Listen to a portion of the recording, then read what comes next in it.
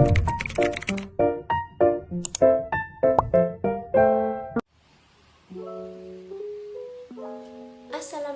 warahmatullahi wabarakatuh. Halo teman-teman, terima kasih banyak karena telah menyempatkan waktunya untuk menonton video kami.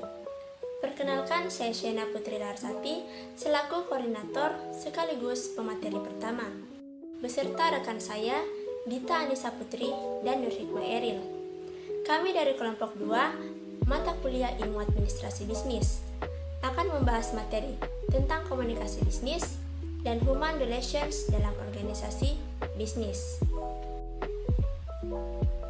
Baik, pertama saya akan membahas pengertian komunikasi bisnis.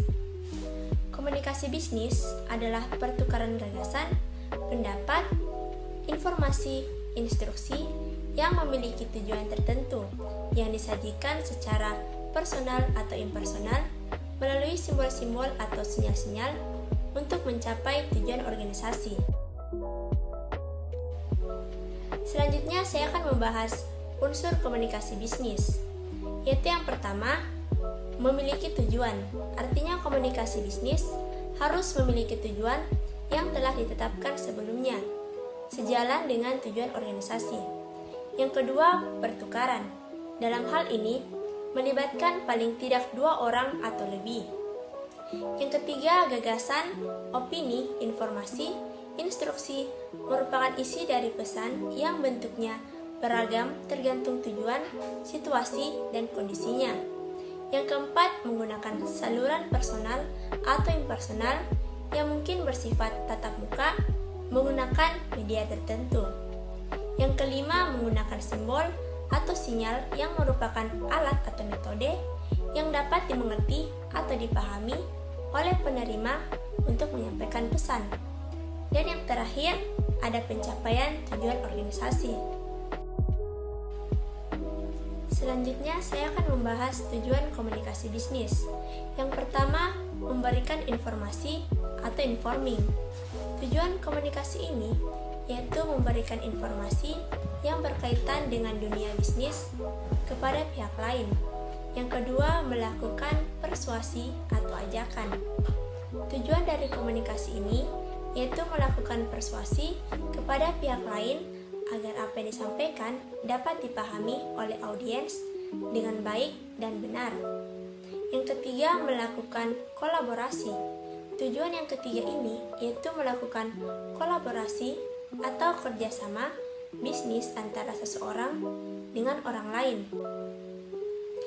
Jadi, kesimpulan bisnis dan komunikasi merupakan 2 hal yang tidak dapat terpisahkan.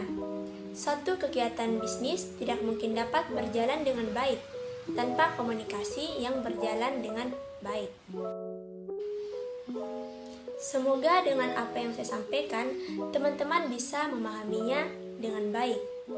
Dan materi selanjutnya akan dibawakan oleh rekan saya, yaitu Dita Anissa Putri dan Nur Hikmah Eril. Sekian dan terima kasih. Saya ucapkan wassalamualaikum warahmatullahi wabarakatuh. Assalamualaikum warahmatullahi wabarakatuh. Halo guys. Baiklah, perkenalkan, nama saya Dita Anissa Putri dengan NIM 35121073. Di sini saya akan melanjutkan pembahasan materi yang telah dijelaskan sebelumnya oleh rekan saya, yaitu Shena Putri Larasati.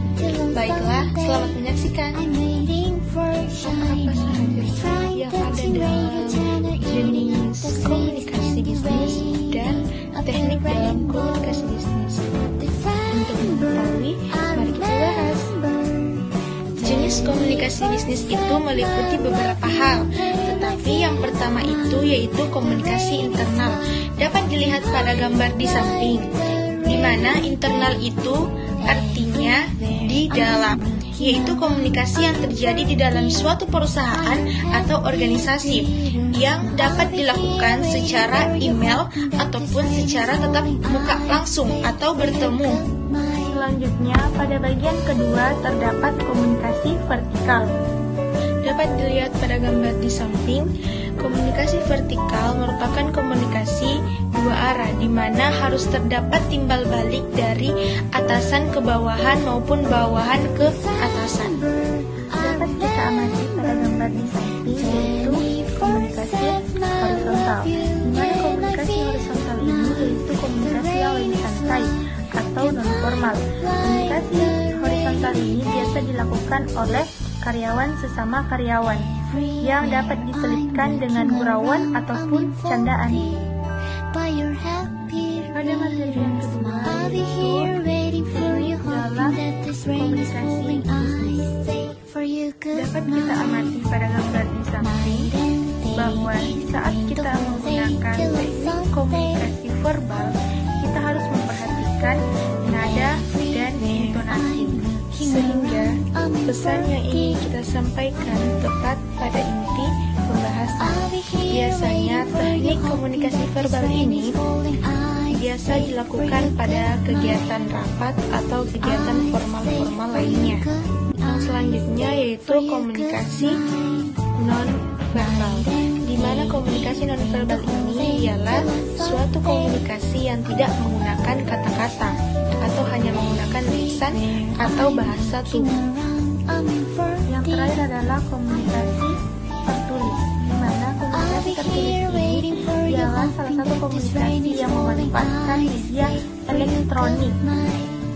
Namun ada beberapa hal yang harus dipertimbangkan saat menggunakan komunikasi tertulis. Yang pertama, audiens, yang kedua, formalitas, dan yang terakhir itu adalah gaya.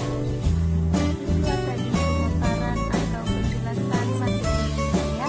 Sekian, Assalamualaikum warahmatullahi wabarakatuh. Dadah. Assalamualaikum warahmatullahi wabarakatuh. Saya Nurik Mairil akan melanjutkan materi dari rekan saya yaitu Dita Anissa Putri. Materi selanjutnya yaitu Human Relation dalam organisasi bisnis. Pengertian Human Relation. Human Relation dalam arti luas adalah komunikasi persuasif yang dilakukan oleh seseorang kepada orang lain secara tatap muka dalam segala situasi dan dalam semua bidang kehidupan, sehingga menimbulkan kebahagiaan dan kepuasan hati pada kedua belah pihak.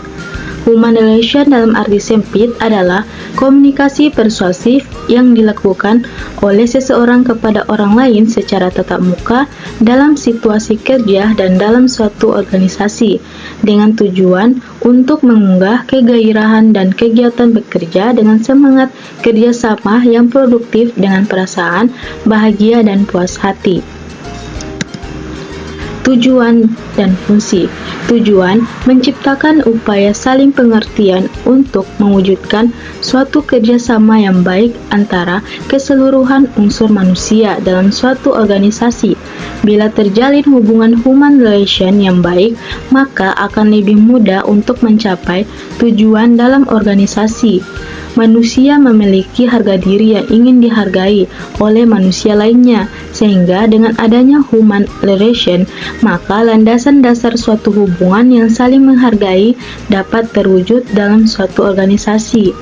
Fungsi untuk meningkatkan gairah kerja dalam suatu organisasi, untuk meningkatkan hubungan kerjasama di antara rekan kerja dalam suatu organisasi, untuk mengurangi terjadinya konflik maupun frustasi pada karyawan. Prinsip human relation memperhatikan kepentingan individu, saling menerima, standar moral yang tinggi, kepentingan bersama, keterbukaan komunikasi, dan partisipasi. Human relation sebagai kegiatan komunikasi. Di dalam suatu organisasi, human relation perlu dilaksanakan untuk meniadakan gangguan sebagai akibat salah komunikasi dan salah interpretasi. Lebih-lebih untuk menghilangkan frustasi, terutama frustasi agresif, serta membangkitkan atau memotivasi karyawan agar timbul kerjasama yang lebih produktif dan rasa bahagia serta senang di hati.